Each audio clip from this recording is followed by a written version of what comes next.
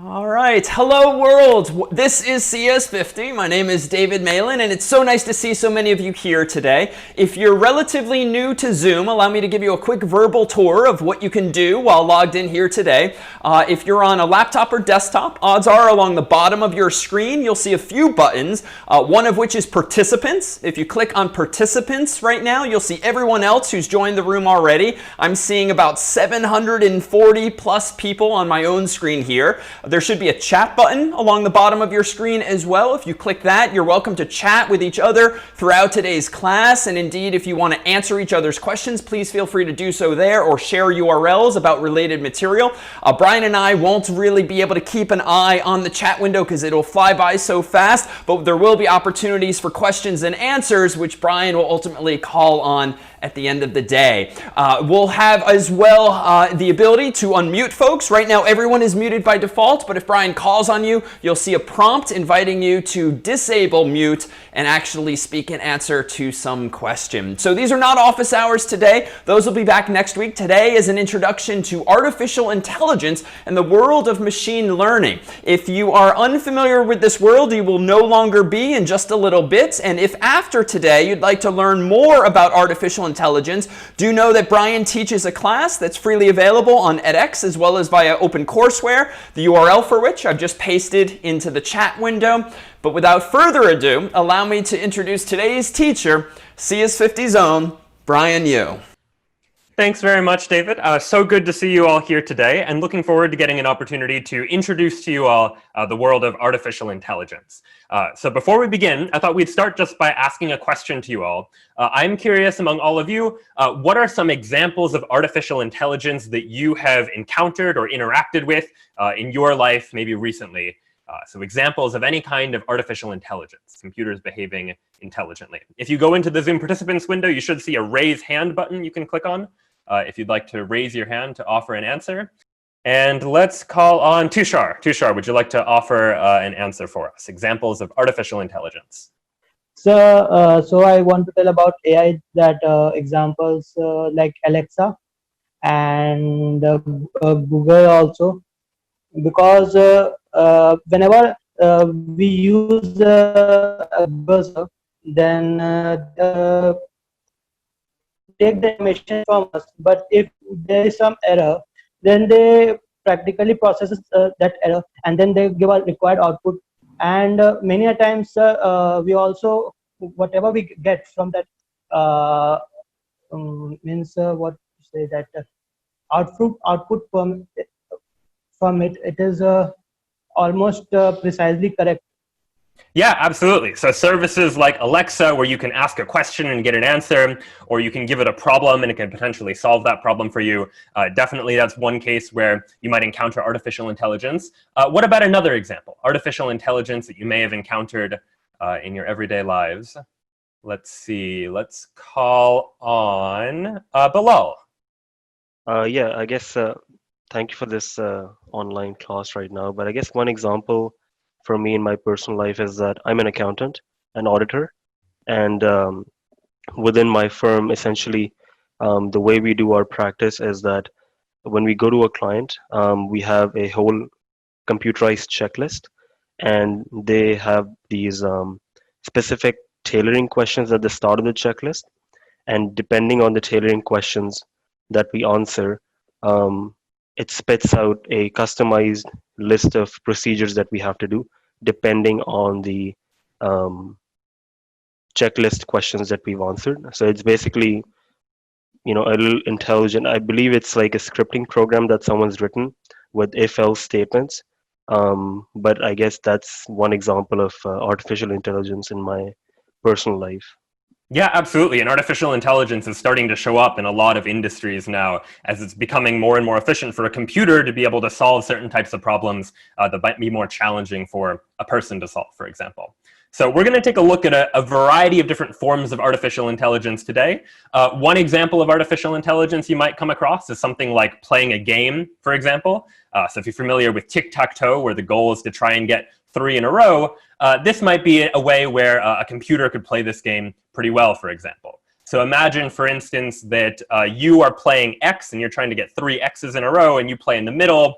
and your opponent, the O player, responds by maybe playing here on the top row in the middle there. And now it's your turn. It's your turn. You're trying to get 3 in a row. Where should you place the X if you're trying to win this game, if you're a human trying to strategically reason about how to play the game? And in fact, I'll go ahead and just poll all of you right now. So you should all see a poll that you can answer. So you're playing tic-tac-toe. You're trying to win. Where should X play? Should X play in the corner? Should X play on the edge? Or maybe both are equally good? So I'll give you a couple of seconds to respond to that and maybe think about how you would play this game strategically. And then we'll take a closer look at how it is that a computer might try to answer the same sorts of questions. All right, let's go ahead now and close this poll. And we'll take a look at what the answers were. So let me go ahead now and show you all the results. And it looks like 355 of you said moving in the corner was the best place to go. 171 of you said either one is okay, and about 102 people said that you should go on the edge. And it just so turns out that there are potentially multiple ways to win this game, but probably the best strategy in this position, as most of you indicated, is to play in the corner. Reason being, if you play in the corner, O must block you, so O is going to play in the lower left, for example. And here, X has a very good move to play in a position where they have 2 possible ways of getting 3 in a row. They can get 3 in a row across, or they can get 3 in a row up and down. So no matter what O does, X is going to be able to find a way to block. So this is one example of artificial intelligence in game playing. You may have also encountered artificial intelligence with things like handwriting recognition. You can write something down, and artificial intelligence can figure out what the text of that particular message is. You might encounter AI in your email, for example. You have your inbox and you have your spam filter, and when a whole bunch of emails come in, your computer somehow figures out which emails are likely good emails and which emails are likely spam. Sometimes it makes a mistake, but for the most part, it does a pretty good job. You might see something similar when you're watching videos on YouTube or Netflix, for example, where you have watched some sort of videos, and YouTube is keeping track of which videos you've watched. And then YouTube is able to recommend videos to you, suggest videos that you might like to watch based on the videos that you've already watched. So AI can do some things that humans naturally think of as intelligent, but can also do some things that humans might not be so good at, like recommending which videos for you to watch, or even generating data too, which has been in the news in AI a lot in recent days. In fact, I'm going to now show you 2 pictures, image 1 on the left and image 2 on the right, both faces. And I'm going to ask you all a question. Which of these images is generated by a computer? That is to say, not a real person, but a fake person that the computer has generated. So I'll go ahead and launch this poll. You have image 1 on the left, image 2 on the right. Which of these 2 was generated by a computer? And all right, let's take a look at the results. And it seems like 63% of you or so thought that image 1 was generated by the computer. 37% of you thought image 2 was generated by the computer. It turns out you're both right. Both of these images are generated by a computer. Neither of these 2 pictures is a real person. It's just a computer that has been able to come up with an image that looks like a person. And we'll get a chance to explore today how that works as well.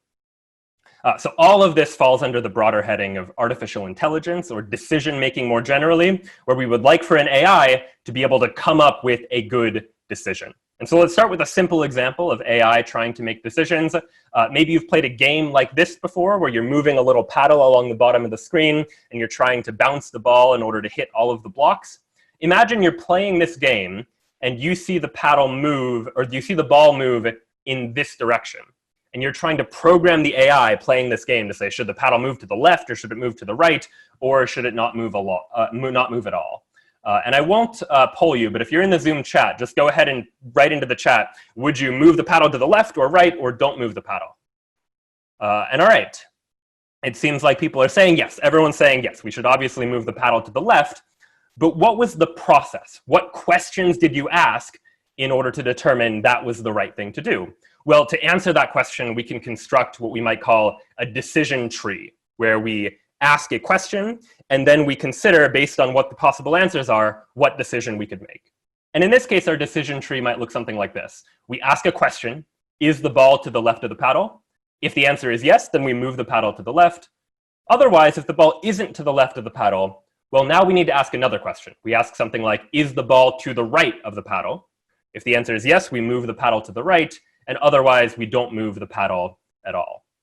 So this is a decision tree that can play this game, that can play the paddle game in order to make sure to always hit the ball. So now, how would you apply this to a game like tic-tac-toe, for example? So I'll pose this question to all of you. If you'd like to raise your hand and offer a response. If you're playing tic-tac-toe, what goes into the decision tree? What questions do you ask if you want to try and calculate what the right move to make is? So we'll go ahead and see what you all think. Let's go ahead and see what Ruth, if you'd like to offer an answer. If you're trying to write a program to play tic-tac-toe, what might be a question that you would ask? A question that you could ask is maybe like where O is, so that we can like use that to try to find a better position for X to be. Okay, great. So if O is playing and maybe O is close to getting 3 in a row, you might want to ask a question about like, is O close to getting 3 in a row? And if so, you might want to block them, for example. What's another question that you might want to ask if you're playing this game, if you're trying to program a computer to be able to play tic-tac-toe and hopefully play it well? Hardik, why don't we go to you if you'd like to offer a question that you might want to ask? Yeah, so if we can just program some cases like if in this block X is there and in this block X is there, so the next X should go in this block, so there will be 3 X's in a row and X will win. Yeah, great. So, if I have 2 X's in a row, then I can make the decision to like play the third X in order to get 3 in a row. After all, that's how you would win the game, for example. So that's what our decision tree might look like, for example. So if we might start by asking the question, can I get 3 in a row on this turn? If the answer to the question is yes, well then let's play in the square to get 3 in a row.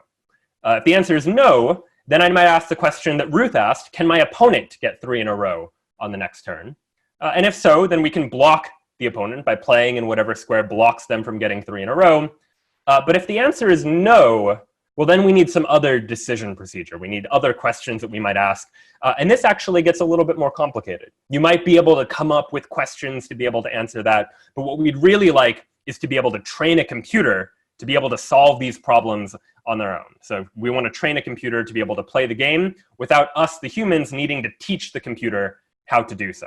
And so we're going to take a look at how we can train a computer to make optimal decisions, how to make the best decision when playing a game. And the algorithm that we'll introduce is an algorithm called minimax. And what the idea of minimax is that computers might struggle to understand a game in general if you draw out lines on a paper in X's and O's. But computers, which are really just based on binary, are really good at understanding numbers. So if we can find a way to turn tic-tac-toe and turn that into numbers, well, then we can put it into a format where the computer is going to be pretty good at trying to solve these kinds of problems.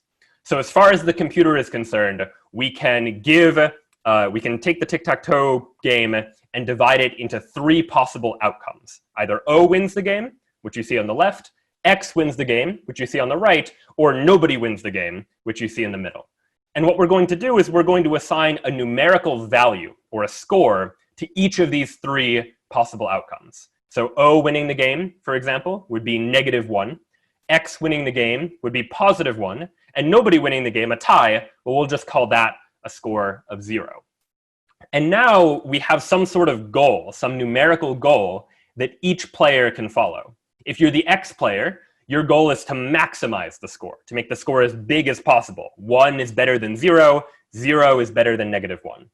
If you're the O player, we'll call you the minimizing player. Your goal is to minimize the score. For you, -1 is better than 0, and 0 is better than 1, because winning is better than tying, and tying is better than losing. And so what we'll try to do is, given any tic-tac-toe board, we'd like to give it a score, either -1 or 0 or 1. So this tic-tac-toe board, for example, where X has 3 in a row, right down the middle there, X has already won this game, so its value is 1, because X has won the game. If we take a look at this board, though, this game is not quite over, but let's assume it's X's turn to move. So X gets to decide where to go next. What score should this have? And based on this, well, if it's X's turn to move, if X makes the best possible move, X can play in the middle row and get 3 in a row horizontally. And so this also has a value of 1 because X is going to win this game. And so let's now give you a slightly more challenging problem. Let's take a look at this game board right now. And let's say it's O's turn to move. So O is trying to get 3 in a row. X is trying to get 3 in a row. O is trying to stop X from getting 3 in a row, and vice versa. The question that I'm going to pose to you all now is, what is the value of this particular game board? And so what is the value of this game board? You should see a poll appear now. -1 means that O is going to win the game if both players play the best move. 1 means X is going to win the game if both players play the best move. And 0 means it's going to be a tie if both players play the best move. So what is the value of the board? What score should we give to this particular tic-tac-toe board? It looks like about half of you have responded to the question. It's okay if you don't know. Go ahead and just make your best guess, and then we'll take a closer look.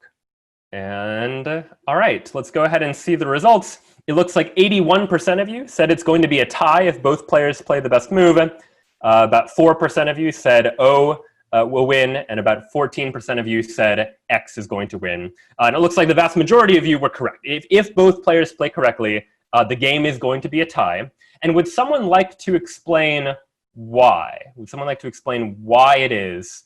Go ahead and raise your hand if you'd like to offer an answer. Why it is that the game is going to be a tie if both players play the best moves. And let's see whose hand's raised. Let's go to Arnav, if you'd like to explain why. I know you can't see the board right now, but if you'd like to offer what you remember at least. So, if both O and X play their best move, then O will usually put the circle in front of the X where it is making 3 in a row. So the next move of X is going to be the left on the corner one. So that's why it's going to be a tie. Great answer. And what you've effectively done is what the minimax algorithm is going to do too. In order to determine the value of this board, you consider where could O go. And O really has 2 possible places where O could move. O could either play in the top left, or O could play in the bottom. And if O plays in the top left, well, what's going to happen then? Well, in that case, X is going to play in the bottom, and X is going to get 3 in a row and win the game. When X wins, that has a value of 1. And so if that has a value of 1, then we consider, well, what's the other possibility? X doesn't have to play in the top left, or O doesn't have to play in the top left. O could also play in the bottom here, in which case X only has 1 square where they can play in, and this game is a tie. It has a value of 0 because nobody has won this game. X doesn't have 3 in a row, and O doesn't have 3 in a row. So what you see here is a branching point. O has 2 choices, one of which leads to a value of 1, meaning X wins the game, and the other has a value of 0, meaning the game is tied. And if O is the minimizing player, they're trying to make the value as small as possible, and they have a choice between a value of 1 and a value of 0, well, 0 is smaller than 1, so we can say that this board also has a value of 0. If they both play their best moves, the game is going to be a tie. And this is how the game of tic-tac-toe can be solved by an AI, by just considering all of the possible moves and mapping out what's going to happen. If you look 1 move further, you might imagine an even bigger tree structure like this for calculating more and more complex variations and possibilities in what might happen in this particular game in order to determine what the value of any given game board happens to be. So the code for this, if you were going to try and write this in code as an algorithm, is going to look a little something like this. To play tic-tac-toe, you might start by saying, if the player is X, asking a question, a sort of condition, we'll then look at all the possible moves and calculate what the score is for each of those possible moves.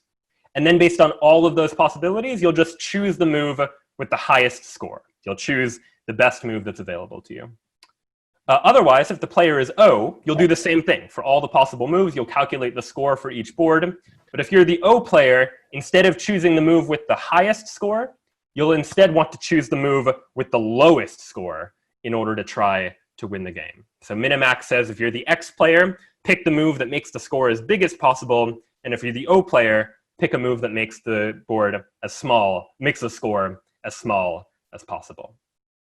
And so that then is how we might play a game like tic-tac-toe in order to be able to end up with a solution that allows the AI to play this game very, very well. And there are variations and variants on this algorithm too that can help to solve these sorts of problems. So now what I think we'll do is move on to a slightly different type of problem in artificial intelligence. Game playing is one kind of AI, and we've scratched the surface of what those algorithms might look like. But what I want to talk about now are what we call search problems. And search problems are a very common type of problem in artificial intelligence anytime we're trying to look for the solution to a problem. So this might come up in the context of a maze, for example, where you're trying to get from one point to some other point by following along without running into any walls, for example. And you might imagine this in real life if you imagine trying to write an algorithm for driving directions, like Google Maps, for instance, where you're trying to figure out what is the best way to get from one point on the map to another point on the map. We'd like for our AI to be able to solve these kinds of problems, to find a way to get from one point to another point. So let's take a look at an example. Here's sort of a digital map. We are trying to get from point A to point B. And these grayed out squares you can think of as walls. We can't pass through those walls or obstacles, but we would like to find a way to get from A to B. And I'll pose this question to all of you now, actually. Let's go ahead and ask you all, if you were trying to write an AI to be able to find a way to get from A to B, what sort of algorithm might you use? What sort of logic might you use if you were trying to write a program that could figure out how to get you from one point to another point? So let's go ahead and call on someone. Let's see whose hands are raised. And let's ask Makarand, if you'd like to offer your thoughts on how you would write a program to get from one point in a map to another point. So I would see whether the adjacent square is grayed out or not. And if it is not grayed, I will move to the next point and go on looking to adjacent square until I get to B. Yeah, great. So you basically go, and if you see a wall, you know you can't move in that direction. So you look for directions where there's open space for you to go. Absolutely a perfectly reasonable strategy for trying to solve this kind of problem. And so we could come up with an algorithm that does just that. And the algorithm that we'll look at first is one called DepthFirst Search. And the idea of DepthFirst Search is exactly what Makarand was just saying. Basically, look around you. If you see walls, you know you can't go in that direction. But if you see open space, we'll just try that and see where it takes you. So the way this algorithm might work, if I'm starting at A, is I say, okay, well, right now, the only direction I can go is I can go to the right. So we can explore that way, keep going, keep going, keep going, keep going. Now I've suddenly reached a fork in the road. I could go left, or I could go right. Right now, our AI doesn't really know which way is better. So the AI can just say, let's try one and see what happens. We can try going to the left and just keep going, keep going. All right, we've hit another fork in the road. I can go left or right. I don't know which one is the right way to go. So the AI just picks one. And maybe we're going to go left this time. Now suddenly we've hit a dead end. It doesn't seem like there's any way for us to make any kind of progress here, going in this direction at least. So we need to do something else. And what we can do in this case is just back up. Go back to the last point where we made a decision and say, okay, we tried going left. Now let's try going right. So we're going to go to the right. We hit another dead end. So we back up. And now we try, okay, let's try this path. And effectively what DepthFirst Search, otherwise known as DFS, is going to do is it's going to keep trying paths. And every time it hits a dead end, it's going to back up and it's going to try another path in order to eventually get to the destination. So this then is DepthFirst Search, which finds a way for us to get from A to B. And it will, if there is a way to get from A to B, it will be able to find a way to get us to that point. But if you're trying to get driving directions, for example, you probably care not just about getting from A to B, but finding the fastest way to get from A to B, the shortest path, in other words, to get from A to B. So I'll pose this question to you all. How good is this algorithm, DepthFirst Search, at finding the shortest path? In other words, will DepthFirst Search find the shortest way to get from point A to get to point B? So maybe it always will find the shortest path, maybe it never will find the shortest path, and maybe it sometimes will. So go ahead and take a moment and answer that question. Will DepthFirst Search find the shortest way to get from point A to point B? Always, sometimes, or never. Looks like most people have answered. We'll give you a couple more seconds to answer the question. All right, and let's take a look at the results. It looks like 82% of people said that DepthFirst Search will sometimes find the shortest path from A to B. And it turns out that's correct. For those of you who said always, it's true that there are some cases, like the case we just looked at, where DepthFirst Search will find the shortest path. And for those of you who said never, there are definitely some times where DepthFirst Search will not find the shortest path. And would anyone like to offer an explanation as to why? So maybe either if you said sometimes, or maybe if you said something else, and now you have a different idea, if you'd like to raise your hand to offer your reasoning as to why DepthFirst Search will only sometimes, but not always, find the shortest way to get from point A to point B. Let's call on someone, and let's call on Isha, if you'd like to offer an answer. Hello, I would like to say that DepthFirst Search is, you can say, is not able to find the shortest path when the distance is large. You know, when the distance is short, I think the breadth-first search is more for long. For example, depth-first search is useful if it is for short distances. For long distances, I think that breadth-first search is more useful.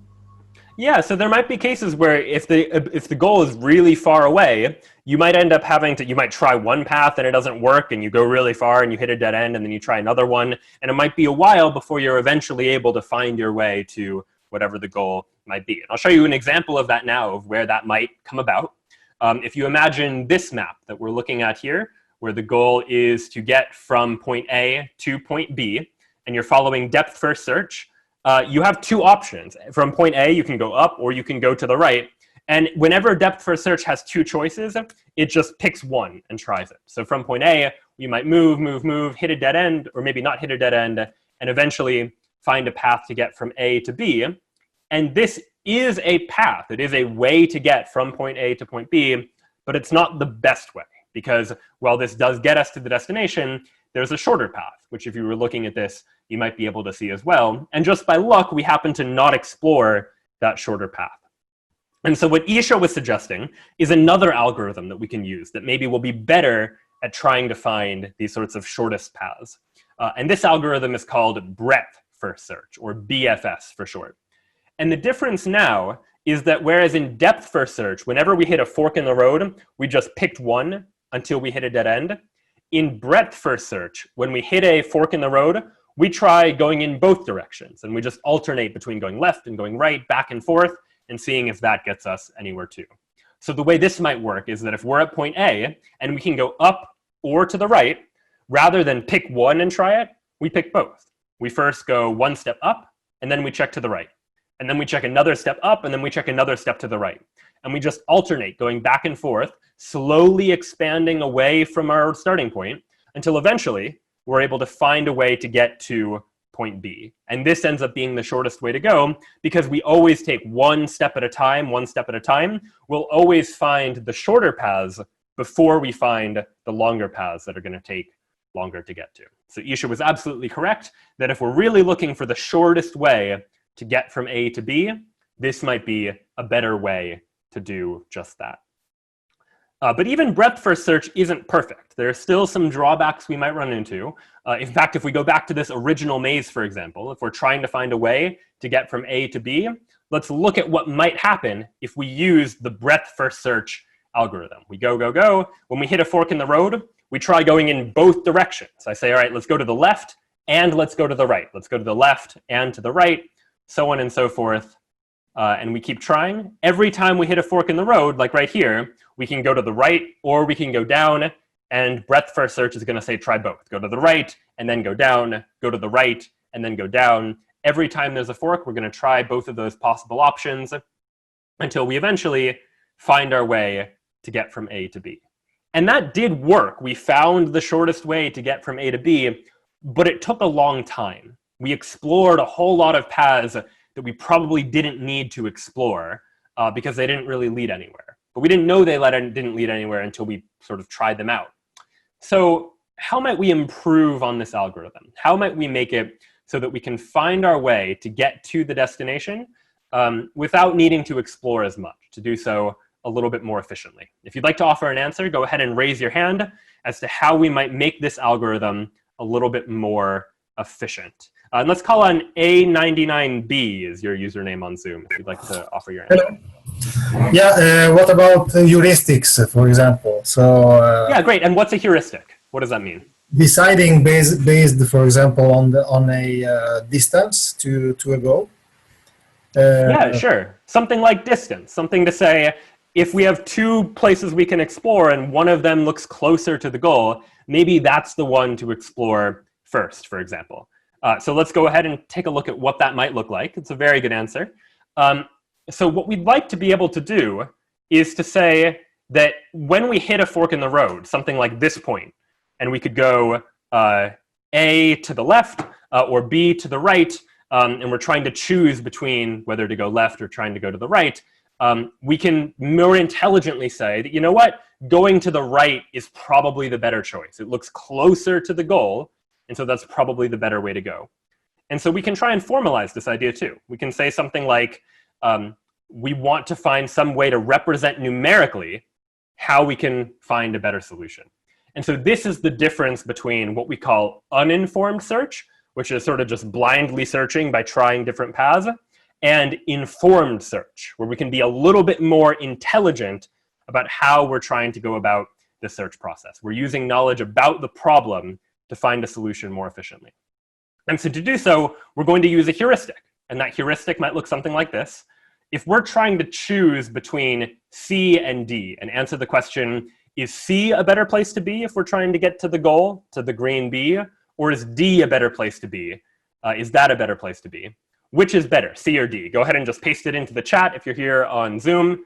Would we rather be at C or would we rather be at D? And all right, looks like everyone is saying we'd rather be at D, but how do we know? How could we tell a computer to do that? Well, there are a number of ways we can do that, but one way is what's called the Manhattan distance. And the Manhattan distance is a rule that says, to figure out which one is closer, just count how many squares, like up and to the right, would you need to go to get to the destination. And based on just drawing these straight lines, ignoring the walls, just drawing straight lines, we can see that D looks like it's fewer squares away from B than C is. So D is a better place to be than C. And in fact, we could number all of the squares in this grid based on how far away they are from the goal. So for example, this square right here, that one's only 1 square away from the goal, whereas this square is 2 away from the goal. And so you could count, just based on this Manhattan distance heuristic, how many squares you would have to move in order to make it to that ultimate goal. And so now what our algorithm is going to do, an algorithm called greedy best first search, is whenever it hits a fork in the road, it's going to pick the smaller number, the number that looks like it's closest to that goal. So we might start with going, okay, we'll go ahead and make our moves, and when we hit the first fork in the road, we can go left or we can go to the right. Going left will result in us being 13 squares away from the goal. Going to the right, we're only 11 away from the goal, according to this heuristic. So going to the right looks like it's probably better. So we'll go to the right, and we'll try that instead. Here we can go up or to the right. Both look equally good, because in order to get to B, we do have to go up, but we also have to go to the right. So we can just try one, and if we hit a dead end, we can try something else. We can try here. Here we have 2 options. Going to the right, and we'll be 6 away from our goal. Going down, and we'll be 8 away from the goal. So 6 is a better place to be. It's smaller than 8. So we'll go ahead and take that route. Here we can go up and be 4 away, or we can go down and be 6 away. And here, even though it might not be the best choice, 4 is going to be what the AI chooses. It looks like going up is the better way to go. So we'll go up, and when we hit a dead end, well, then we can try something else. We can try going around until we find our way to the goal. So what this algorithm does is it always just picks the smaller number whenever it has these sorts of choices. And it turns out there are improvements upon this algorithm too, that artificial intelligence researchers have been able to come up with to find better and better, more efficient, more effective ways of trying to find a way to get from one point to another point. So these are some examples then of how you might write an AI to be able to solve search problems. Another type of AI that we'll go ahead and take a look at next is something called reinforcement learning. And the idea of reinforcement learning is that our AI is going to learn from experiences. It's going to try something, and if it doesn't work, it tries something else. So to set the scene, for example, let's imagine that we are this yellow AI living inside this grid, and we're trying to get to the green goal on another square in this grid. But there are obstacles in the way, sort of in this world that we don't want to crash into, but the AI doesn't know where those obstacles are. The obstacles here described in red. And so what our algorithm could do is we could say, all right, right now we don't know where to go. Let's just try something. And if we run into an obstacle, well, then we learn not to do that in the future. So we try something else. We say, all right, let's try going this way. That didn't work either. And so we try something else. We keep trying random things until we make our way to the goal. We'll try something else. And if that doesn't work, we keep trying again and again and again. And every time we fail, we learn what not to do the next time. And eventually, if you do this long enough, you end up finding a good path, a path that does get you from the starting point to the goal. And so here our AI little robot is able to navigate its way through this world, finding its way to the goal. But this algorithm still isn't great. It's been okay. We've been able to avoid the obstacles. But, and I'll go ahead and pose this question to all of you, so if you'd like to raise your hand to answer it, what's one problem with this algorithm that we've just seen here where the AI is trying to find its way to get to the goal? Let's call on someone and see who might be able to offer an answer. Let's see what Carlos thinks. Carlos, where are you from, and what do you think we could do to make this algorithm better, or what's a problem with the algorithm? Hi, I'm from Mexico, and the problem I think that is that once it finds a path, it keeps that path in mind that it's the best path, but it is not necessarily the best path. So, yeah, great. Absolutely correct, Carlos. So we have an AI that anytime it does something wrong, it learns what not to do. And anytime it gets to the goal, it learns to do that. And so it's learned to do something, even if it might not be the best way to do that. Even if there might be a faster, shorter path to get to the goal. And I'll go ahead and ask another question. How might we fix this problem? How could we modify the algorithm so that it might find a good path, but it can also try and hopefully find an even better way to avoid the obstacles too? Possible ways we can improve upon this. Yeah, Judy, where are you from, and what do you think? I'm from Egypt, and I think that maybe we could find an algorithm to add to it to maybe tell the AI to continue searching until we find another one that is shorter than the path we've already found. Yeah, great. We need something to add to the algorithm to say, you know, even if you've already found a path, keep exploring things that you haven't necessarily explored before, because maybe you'll find a better path after that. Absolutely correct, both Carlos and Judy. And so what we might want to do here is to say, rather than following, we want to try and find this sort of better path that we didn't find originally. And so here we have a tension between what we call in AI exploring and exploiting, where exploiting means taking advantage of information we already know. We already know how to get to the goal, versus exploring, which is looking at things that might be unfamiliar. Maybe trying something because maybe it'll lead to a better solution, but maybe it won't. And so here's one approach to how we might write an algorithm to balance exploring and exploiting. And to write a little bit of pseudocode here, we have a value called epsilon that represents what % of the time we're going to make an exploring choice, a random choice. And so here we're saying 10% of the time, let's just explore randomly. And so here we can write some code that says that if we generate a random number and it's less than epsilon, which happens 10% of the time, then make a random move. So 10% of the time, don't use the information we already have, just explore. And the other % of the time, 90% of the time, make the move with the highest value, the best move we know of so far.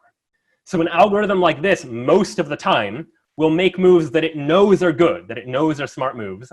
But occasionally, 10% of the time, it tries something random. So that, as Judy said, we can hopefully find a better way to get to the goal, even after we've already found a way. And so just to give a brief demonstration of this, here's a robot that used an algorithm like this to learn how to flip pancakes. So first, A human demonstrates the task. It shows the AI, the robot, what flipping a pancake even means. And so here the human is flipping the pancake for the AI, demonstrating it a couple of times. And then we let the AI try it on its own. Here's its first try on flipping a pancake. Okay, it didn't do so well, so it can try again. This is after 3 tries now, trying to flip a pancake.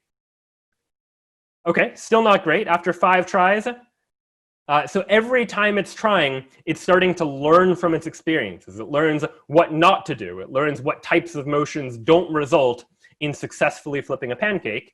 And over time, this algorithm can start to get better and better. And so what you'll see here is now after 15 tries, it looks a little bit closer, maybe, though still not great. Reinforcement learning can sometimes take quite a bit of time. And this is why oftentimes you need high power computers with a lot of computing power to be able to solve some of these really tough problems.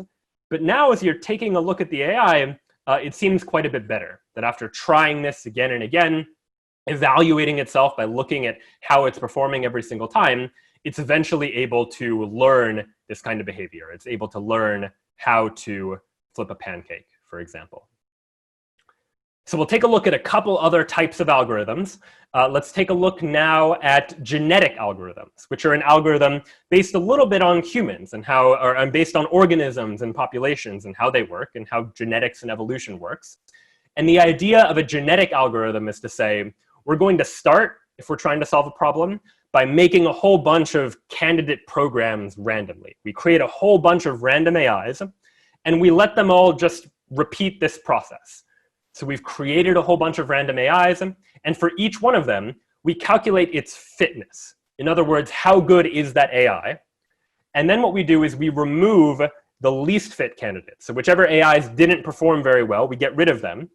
And then we duplicate the ones that did do well, making some small changes randomly again, and seeing if this next generation does better. So the idea here is that one generation after another, we remove the worst performing AIs and just let the best performing AIs continue to duplicate themselves. And so here's an example of this with a simulation of some self-driving cars, for example. Each of these rectangles that you see is a simulated self-driving car. The little X's, the crosshairs, are the car's sensors where it's looking at what's around it. And we now are trying to train these cars to drive. And initially in these early generations, they're not doing a very good job. They're crashing into walls all over the place. But over time, every generation, and you can see the generation counter in the lower left, these AIs are starting to get a little bit better. They're starting to, by removing the cars that don't make it very far and duplicating the cars that make it further, we're able to repeat this process again and again, getting cars that can move closer and closer to their destination. And so we're looking one generation after another, and that car, as you're looking right now, did a pretty good job compared to those early generations that really didn't move very far at all. So that then is what a genetic algorithm might look like. And there are lots of contexts where genetic algorithms can come about. So one example might be in terms of video recommendations, for example, where a website like YouTube is trying to recommend videos to you. And what it can do is it can try a whole bunch of different recommending AIs, and it can check which of those AIs are doing a better job, which AIs are better able to predict what video you might want to watch. So it can get rid of the AIs that don't do a good job and duplicate the AIs that are doing a good job, so that generation after generation, these AIs are able to get better and better and better. So this then is just one example of AIs that are able to model themselves after something in nature. Here, modeling themselves after evolution, where generation after generation, the AIs get better and better and better. But AI researchers, especially in recent years, have taken this a step further and have started to think about how can we try and better solve problems that humans are good at solving by structuring our computers the way human brains are structured. So human brains are composed of neurons, one of which is a diagram you see here. And these neurons are connected to each other. So neurons pass information from one neuron to another neuron inside of what we might call a neural network. And so what a lot of AI researchers have done recently is creating what are known as artificial neural networks, where we create these networks, except instead of using real biological neurons, we just use what we call units, which you can think of as just something inside of your computer, some value that is being stored inside of your computer. And these units of an artificial neural network are connected to each other. So each unit represents some value stored inside the network, something stored inside of the computer's brain. And this arrow represents some sort of function that takes the unit on the left and calculates some value for the unit on the right. So some way of transforming inputs to outputs. So this is a fairly simple network that connects one input value to one output value. But you could imagine bigger networks like this one that connects two input values to a single output value, or even something larger than this. Here's a big network that connects 3 input values through a whole bunch of units in between to get to an output value. But the idea of all of this is that what a neural network really is it is some function that takes input data and turns it into output data. And if you have a lot of example data, what we call training data, a lot of sample inputs and sample outputs, well, then you can do a little bit of learning. You can learn how you transform the input to the output. You can learn what those connections inside of the neural network can be. And there are so many applications of this technology for things like handwriting recognition, for example. You might, if you give the computer a whole bunch of sample handwritten digits and what digit they are, the computer can be trained to learn how to map the image of a handwritten digit, like the number 8, for example, to the actual number 8. And by giving the computer enough data, it can begin to learn the function that transforms this input into that output. Or likewise for something like detecting spam email. You might give the computer a whole bunch of email, some of which you tell the computer this is good email, and others of which you tell the computer this is spam email.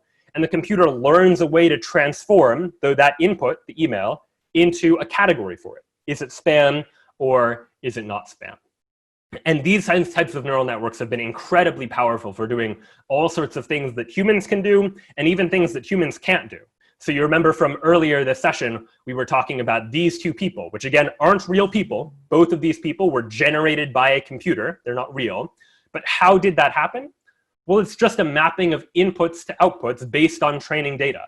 And the way this actually worked is that by starting with like a 4x4 grid of pixels here that doesn't look like a person at all, you train a neural network to say, how do I take this 4x4 grid and turn it into something that looks a little bit more like a person, maybe an 8x8 image that here you can kind of start to see the face and the hair and the shirt, for example. And then you can repeat the process again. Learn a way to take this image and add a little bit more detail to that. And by giving the computer lots of training data of real people and what their faces look like, the AI can slowly learn how to add artificial detail into the image until you get something that really looks quite like a real person, to the point where it's almost indistinguishable whether it's real or not. And it's all about this mapping, this translation of inputs, like this 4x4 grid, to an output. By giving the computer access to this sort of data, we're able to make this sort of transformation. And so these are just a couple of the examples of the power of these artificial neural networks and what it is that they can do. So just to wrap up, if this kind of thing is interesting to you, as David mentioned earlier, I'd encourage you to take a look at this class that I teach, CS50's Introduction to Artificial Intelligence with Python, that will teach you a lot of these principles we've talked about today, go into even more depth and cover even more topics in the world of AI. And along the way, you'll have the opportunity to write Python programs to build AI of your very own. So you'll build an AI that uses the minimax algorithm to write a program that is able to never lose at a game of tic-tac-toe, for example. You'll build AIs that are able to logically reason and solve problems, to be able to play a game like Minesweeper, figuring out where all the mines are, and you'll write an AI in Python to do just this. You'll build industry algorithms and applications, like implementing an AI kind of like the one Google uses to rank pages in Google search results, to figure out which results are more important than other pages. You'll write AIs to do things like generating crossword puzzles, and we'll even take a delve into the world of things like self-driving cars, and writing an AI that can look at street signs and tell them apart, figuring out what one kind of street sign looks like versus another, and building an AI that can classify these sort of street signs into each other. So if this kind of thing is interesting to you, if you enjoyed today, that's the URL again that you're looking at here to go to that class to explore all of these topics in artificial intelligence and even a little bit more. And so thank you all very much. Before we wrap up, I'll turn things over to David to do a bit of closing remarks and to take a group photo. But thank you so much for listening today. Indeed. Thanks so much to Brian for leading today's class. As you may know from past classes, we have a tradition of doing a group photo. If folks are comfortable, please turn your cameras on. If they're not on already, if you'd like to opt out, simply turn your camera off. And now we just have to start smiling and waving as CS50's team behind the scenes takes a whole bunch of screenshots. As we finish waving and smiling here for the camera, allow me to invite you to next week's office hours. We'll be joined by a special guest, CS50's own Doug Lloyd, who leads, as you may know, a lot of CS50's shorts. We will follow up with an email and an invitation with the day and time for that next week via which you can register. Well, I think I have stalled long enough with the hand waving and smiling. Thank you so much to everyone for participating. Please do keep in touch, and we hope to see you next time. Thanks, everyone. Great to see you all.